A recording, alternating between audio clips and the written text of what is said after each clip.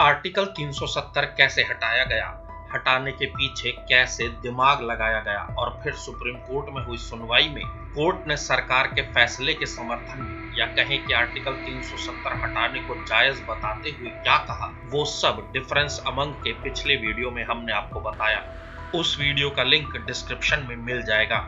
इस वीडियो में बात आर्टिकल 370 को लगाने की और आजादी के बाद की उन परिस्थितियों की जिनमें आर्टिकल 370 को लागू कर जम्मू कश्मीर को विशेष राज्य का दर्जा दिया गया। जून 1947 तक ये फैसला हो चुका था कि भारत को अंग्रेजों से आजादी मिलेगी और इसी बीच जून 1947 में ही लॉर्ड माउंटबेटन कश्मीर पहुंचे और कश्मीर के राजा हरि सिंह से मुलाकात की। माउंटबेटन ने हरि सिंह को समझाया कि अगस्त 1947 से पहले ये फैसला कर लें कि वो पाकिस्तान के साथ जाना चाहते हैं या भारत के साथ, लेकिन हरि सिंह ने माउंटबेटन को ये कहकर लौटा दिया कि वो स्वतंत्र देश रहना चाहते हैं। दरअसल हरि सिंह को पता था कि वो यदि पाकिस्तान के साथ गए तो इस्लामिक देश में हिंदू राजा का शासन नहीं चल पाएगा और वो ये भी जानते थे कि भारत लोकतांत्रिक देश होगा, इसलिए राजशाही भारत में चलेगी नहीं। हरि सिंह राजा बने रहना चाहते थे, इसलिए वो दोनों देशों में मिलने के लिए तैयार नहीं थे। इसी सब के बीच 15 अगस्त 1947 को भारत आजाद हो गया। 20 अक्टूबर 1947 को पाकिस्तान के वजीरिस्तान इलाके से 10,000 की सेना, जिसमें कबायली और पाकिस्तानी सेना के जवान थे, उन्होंने कश्मीर पर हमला कर दिया। 22 अक्टूबर 1947 तक पाकिस्तानी सेना श्रीनगर से 150 किलोमीटर दूर मुजफ्फराबाद तक पहुंच गई और 23 अक्टूबर 1947 तक पाकिस्तानी सेना उरी के करीब पहुंच गई, जहां से श्रीनगर सिर्फ 100 किलोमीटर दूर था। इसके बाद हरि सिंह ने दिल्ली में फोन किया और मदद मांगी, लेकिन भारत की तरफ से माउंटबेटन ने स्टैंड लिया कि कश्मीर भारत का हिस्सा नहीं है और किसी भी तरह की सैन्य सहायता भेजने का मतलब होगा अंतरराष्ट्रीय युद्ध लड़ना। इसलिए भारत ने वीपी मेनन के जरिए संदेश भिजवाया कि भारत सैन्य सहायता नहीं दे सकता। तब वीपी मेनन और हरि सिंह की रियासत के प्रधानमंत्री मेहरचंद महाजन ने हरि सिंह को विलय के लिए समझाया। इस बीच 25 अक्टूबर 1947 को पाकिस्तानी सेना और कबायली बारामूला पहुंचे और वहां की मुस्लिम और ईसाई औरतों के साथ साथ हिंदू औरतों से भी गैंगरेप किए और उनकी हत्याएं की। बारामूला से श्रीनगर सिर्फ 50 किलोमीटर दूर था। 26 अक्टूबर की रात तक पाकिस्तानी सेना ने श्रीनगर को घेर लिया। इस बीच हरि सिंह जम्मू भाग चुका था। दिल्ली से मेहरचंद महाजन और वीपी मेनन विलय पत्र लेकर जम्मू पहुंचे और राजा को श्रीनगर में होने वाली तबाही समझाई। इसके बाद हरि सिंह ने विलय पत्र पर हस्ताक्षर कर दिए और वीपी मेनन उस विलय पत्र को लेकर वापस दिल्ली लौटे। 26 अक्टूबर को आधी रात के बाद यानी 27 अक्टूबर को माउंटबेटन ने विलय पत्र पर हस्ताक्षर किए और 27 अक्टूबर 1947 को जम्मू कश्मीर का भारत में विलय पूरा हुआ। इसके बाद भारतीय सेना हवाई मार्ग से कश्मीर के हवाई अड्डे पर जा पहुंची। शेख अब्दुल्ला यानी फारूक अब्दुल्ला के वालिद ने भारतीय सेना की मदद की और पाकिस्तानी सेना को पीछे धकेला जाने लगा। भारतीय सेना को लगातार जीत मिल रही थी। इस बीच मोहम्मद अली जिन्ना ने जवाहरलाल नेहरू और माउंटबेटन को लाहौर आकर वार्ता करने के लिए कहा। 1 नवंबर 1947 को माउंटबेटन अकेले लाहौर पहुंचे। जिन्ना ने माउंटबेटन से कहा कि वो कश्मीर के भारत में विलय को स्वीकार नहीं करते। हालांकि माउंटबेटन ने जिन्ना की बात को खारिज कर दिया और कहा कि कश्मीर अब भारत का हिस्सा बन चुका है। इस बीच भारत से एक बड़ी चूक हुई।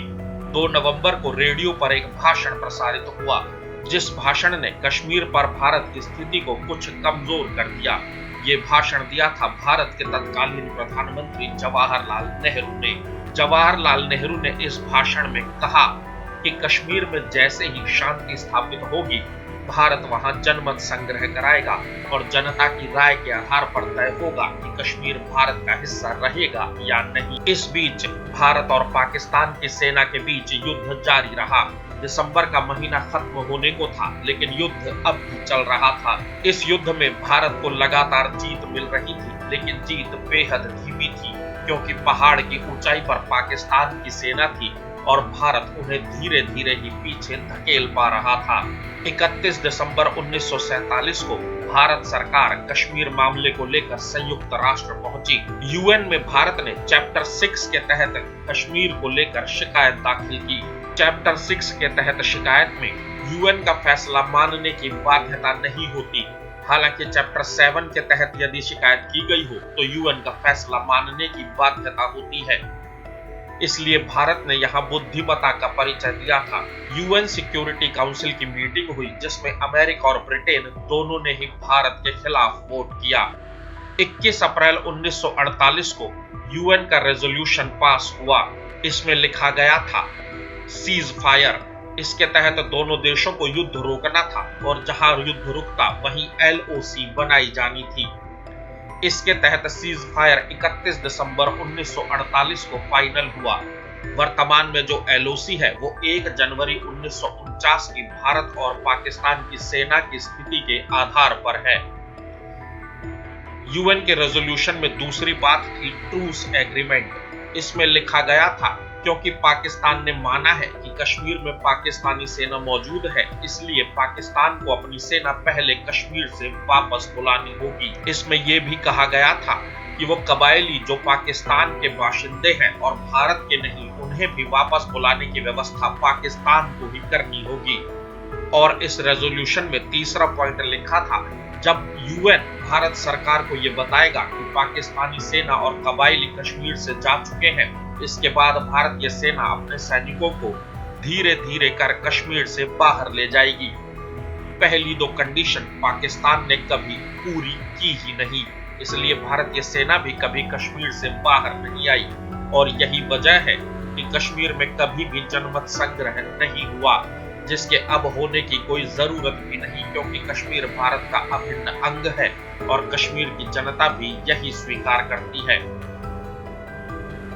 जून 1949 में भारत की संविधान सभा ने आम सहमति से आर्टिकल 306A का मसौदा तैयार किया और यही आर्टिकल संविधान लागू होने के वक्त आर्टिकल 370 बना। अब यहाँ से भारतीय संविधान की थोड़ी थोड़ी बात होती रहेगी ताकि चीजें बिल्कुल स्पष्ट रहें। भारतीय संविधान बहुत गहरा है और कमोबेश देश की हर समस्या और हर हल इसके अंदर लिखा हुआ है। संविधान का भाग 21 है जिसमें आर्टिकल 369 से 392 तक आते हैं। भाग 21 में सभी टेम्परेरी प्रावधान यानी अस्थायी प्रावधान ही रखे गए हैं। इसलिए सुप्रीम कोर्ट ने अपने फैसले में कहा कि आर्टिकल 370 अस्थायी प्रावधान था। अब बात करते हैं आर्टिकल 370 की, उसमें क्या कुछ शामिल था और संविधान का कौन सा हिस्सा शामिल नहीं था। आर्टिकल 370(1)A में लिखा है कि भारतीय संविधान का आर्टिकल 238 जम्मू कश्मीर पर लागू नहीं होगा। हालांकि 1956 में संविधान के 7वें संशोधन में भाग 7 को खत्म कर दिया गया, जिसमें सिर्फ आर्टिकल 238 ही था। आर्टिकल 370(1)B कहता है कि डिफेंस, संचार और विदेश नीति के मामले में संसद जम्मू कश्मीर के लिए कानून बना सकती है।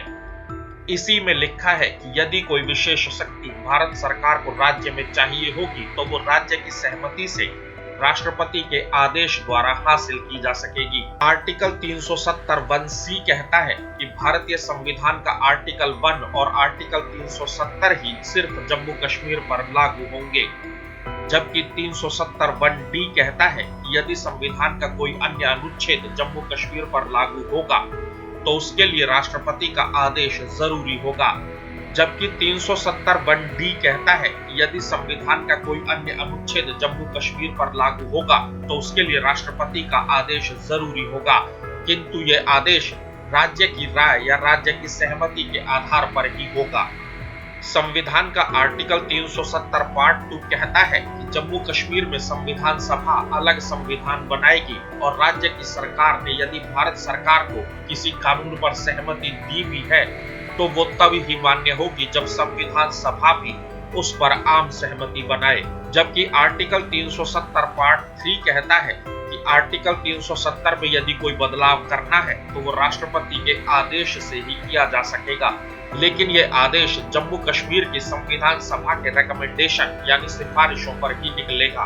यहाँ ये जान लीजिए कि जम्मू कश्मीर की संविधान सभा 1957 में भंग कर दी गई थी, जबकि 1956 में जम्मू कश्मीर का संविधान लागू हो गया था। अब यहाँ से ये जान लीजिए कि आर्टिकल 370 को खत्म करने की दिशा में राष्ट्रपति के जो 2 आदेश आए, उनमें से एक आया आर्टिकल 371D के तहत, जबकि दूसरा आया आर्टिकल 373 के तहत। 1954 में जम्मू कश्मीर पर राष्ट्रपति का दूसरा आदेश आया। इसमें यह बताया गया था कि संसद की कौन सी शक्तियां जम्मू कश्मीर में लागू होंगी। इसी में शामिल था आर्टिकल 35A। हालांकि यह आर्टिकल संविधान में लिखित रूप से शामिल ही नहीं किया गया था। आर्टिकल 35A कहता है कि कोई भी वो कानून जम्मू कश्मीर पर लागू नहीं होगा जो जम्मू कश्मीर के अधिकारों से अलग है। यानी भारतीय संविधान में लिखे मूल अधिकार जम्मू कश्मीर पर सीधे लागू नहीं होंगे। जैसे जम्मू कश्मीर का स्थायी नागरिक कौन है, ये राज्य तय करेगा। इसी आर्टिकल में लिखा गया था कि कश्मीर में आरक्षण या नौकरियां सिर्फ उन्हीं लोगों को मिलेंगी जो वहां के स्थायी नागरिक हैं। जमीन भी सिर्फ स्थायी नागरिक ही खरीद सकेंगे। और आर्टिकल 35A ही कहता है कि जम्मू कश्मीर की लड़कियां यदि राज्य के बाहर शादी करती हैं तो महिलाएं भी राज्य की स्थायी नागरिक नहीं रहेंगी और ना ही उनके बच्चों को राज्य में संपत्ति का कोई अधिकार रहेगा। हालांकि बाद में जम्मू कश्मीर हाई कोर्ट ने 2002 में महिलाओं से जुड़े अधिकारों पर जम्मू कश्मीर के संविधान में लिखे 35A की बातों को खारिज कर दिया था। तो ये थे कुछ अहम बिंदु जिन्होंने जम्मू कश्मीर में आर्टिकल 370 और आर्टिकल 35A लागू करने की परिस्थितियां बनाई थी। लेकिन अब ये दोनों ही आर्टिकल इतिहास का हिस्सा बन चुके हैं।